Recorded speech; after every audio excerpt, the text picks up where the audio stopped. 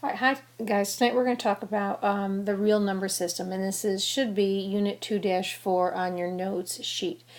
And so far in your mathematics career, from the time you were little, every number that we have studied or you have studied in math is a real number.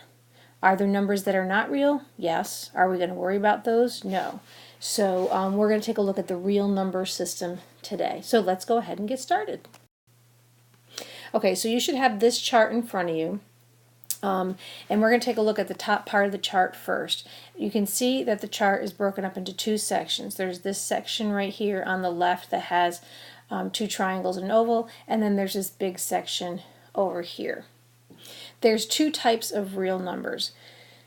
There's rational and there's irrational. And irrational you can think of as ugly numbers, numbers that don't make any sense.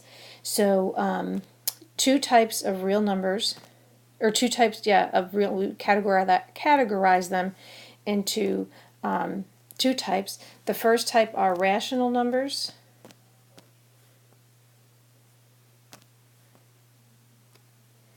and the second type are irrational numbers. And we'll talk about what the difference between those two are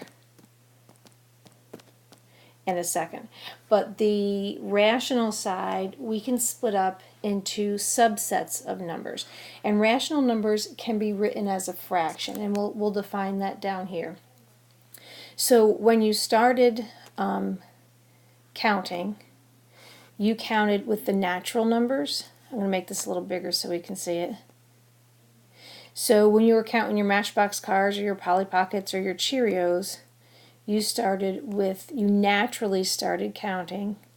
So these are the natural numbers.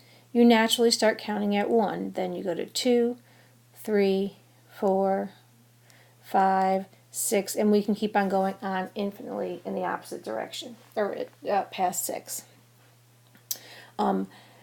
Inside, the natural numbers sit inside the set of whole numbers. And whole numbers include the natural numbers, but they also include 0. So it's 0 and then 1, 2, 3, 4, 5, 6, 7, 8, 9, 10. The next set of numbers, the natural numbers are inside the whole numbers. The whole numbers are inside the set of integers. And integers include the natural numbers, the 1, 2, 3, 4, 5, 6, 7, 8, 9, 10, 11, 12, blah, blah, blah, blah, blah. It includes 0, which now makes the set of natural numbers the whole numbers. And it includes all the negative numbers, the negative whole numbers. So -1, -2, -3, -4, and we can keep on going on and on in the opposite direction. Okay, if a number isn't a whole number or a natural number or an integer, then we just call it rational. And rational numbers include repeaters, like 1/3. It includes terminating, like 2.5. These aren't natural numbers because they're fractions. It includes fractions that can be written as whole. Let me just change that. Fractions that can be written as mixed numbers, and so this would be 1 and 4/6. So if it's not a natural number, an integer, or a whole number, it's automatically a rational number. So we're going to go ahead down here and we're going to put some definitions right in here. So natural numbers are any number that can be written as a fraction. So any number that can be written as a fraction. We've spent several days on turning repeating numbers into fractions. That's a rational number. We've spent days turning fractions into decimals, and they're all rational numbers. And then yesterday we looked at some numbers in class that we couldn't do that from. So natural numbers include the counting numbers. And again, those are the ones I did in red. So we naturally start counting at 1, 2, 3, 4, 5, 6, 7, 8, 9, 10, 11, 12. The whole numbers are 0 plus the natural numbers, so that's also included in the group.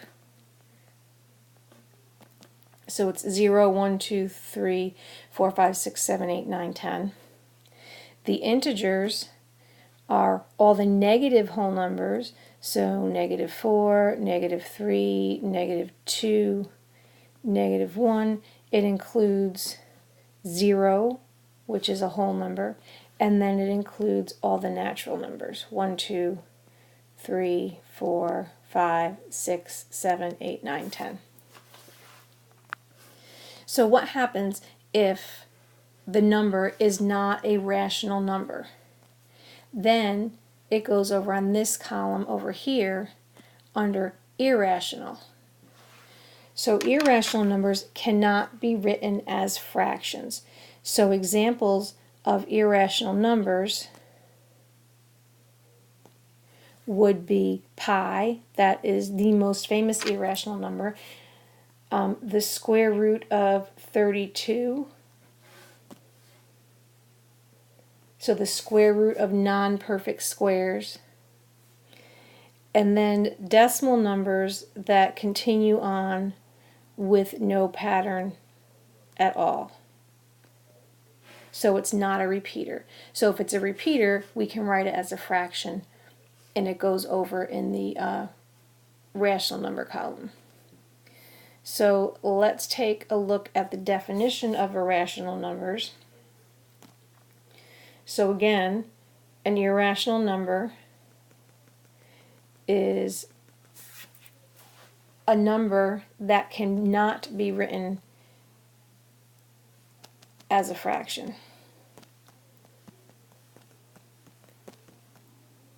So we can't write it as a fraction. And I know we have an approximation for pi, but we just use that so we don't have to use all the digits of pi. So that irrational is a number that cannot be written as a fraction. So again, what goes in that category are the square root of non-perfect squares that are on our list,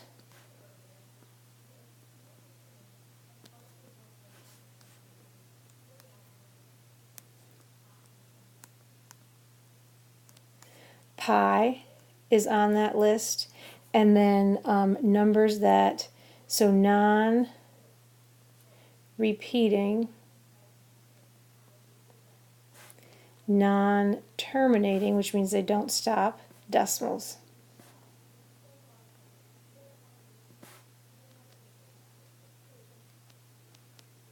So let's just review this real quick, and again, pause the video anytime if I'm going too fast. Rational numbers, they can be written as a fraction, so that's natural numbers, whole numbers, integers, and any numbers that can be written as a fraction, and that includes repeaters. Irrational numbers cannot be written as a fraction, so we have to estimate these. We estimate pi, the square root of 32 is a non-perfect square. 5.6764 goes on forever and ever. We know it's not a repeater because there's no bar under any of those numbers. So let's take a look at some. Okay, so this should be on the back of your notes sheet, and there are 6 columns here. We want to identify the number by using our notes, check the boxes in as many possible ways. In some of these we may not need to simplify first. So right away, regardless of what the number is, every single number that we have studied this far in school is real. So every single one of these gets a checkbox. Every single number is real. They're always real. And again, are there numbers that are not real? Yeah, there are numbers that are not real. But again, we're going to save that for Math 2 and Math 3. So let's take a look at 8. So is 8 a rational number? Well, let's see if it's rational first. Can 8 be written as a fraction? The answer is yes, it can. We can write it as 8 over 1, so then it's a rational number. Is it in the set of integers? If I count from -3, -2, -1, 0, 1, 2, 3, 4, 5, 6, 7, 8, I will get to 8. Same thing with whole numbers. It's in the set of whole numbers, and it's in the set of natural numbers. Let's go ahead and take a look at -11. Can I write -11 as a fraction? The answer is yes, I can, because -11 can be written as -11 over 1. So therefore it is a rational number. Is it in my set of integers? So is 11 a whole number, and is 11 negative? So yes, it is in my set of integers. I don't have any whole numbers that are negative or any natural numbers that are negative. So those are no's. Let's take a look at 16.3. So, can 16.3 be written as a fraction? And the answer is yes. We can write 16 3/10 just like that. We can write it as 16 3/10. It's a terminating decimal. So we can write this as 16 3 over 10. That means it is a rational number. And again, they're all real. The set of integers does not have any fractions. The set of whole numbers does not have any fractions, and the set of natural numbers doesn't have any fractions. The square root of 49. If we simplify the square root of 49, it's a perfect square, so that makes us happy, makes me happy. The square root of 49 is equal to 7. So we know it's a real number. Can 7 be written as a fraction? Yes, so therefore it is rational. Will it be in the set of integers if we continue to the left or to the right? So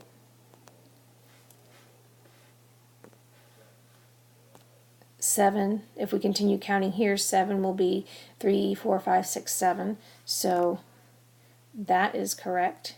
Is it a whole number? Yep, 7's in the set of whole numbers and 7's in the set of natural numbers. Okay, let's go ahead and do 4/5. 4/5 is a fraction, so that means it is rational. The set of integers does not have fractions. The set of whole numbers does not have fractions, and the set of natural numbers does not have fractions. So 4/5 is a real number, and it's rational. There's no fractions or decimals in this set, no fractions or decimals in the whole numbers, and no fraction or decimals in the natural numbers, so it's just rational. Okay, let's look at number 6. Number 6 is 0.1756 ... There is no bar up here, so it's not a repeater. So can we write this as a fraction? Do we know where this decimal stops? Because we need to know where it stops or where it repeats for it to be a rational number. And since we cannot write it as a fraction, that means that this number is irrational because we cannot write it as a fraction. So go ahead and try the rest of them on your paper. And again, keep in mind that they're all real numbers. 12, 13, 14, 15, and 16 applies to you, your age, your shoe size, how many pets you own, the cost of an iPhone, and you can do the new iPhone if you want, and your student ID number. So again, they're all real numbers. We have to determine, can we write it as a fraction, and then what sets will it fall in? Is it, if it's rational, it will also be an integer, a whole number, or a natural number. And then we'll check 7 through 16 in class tomorrow. Have a good night.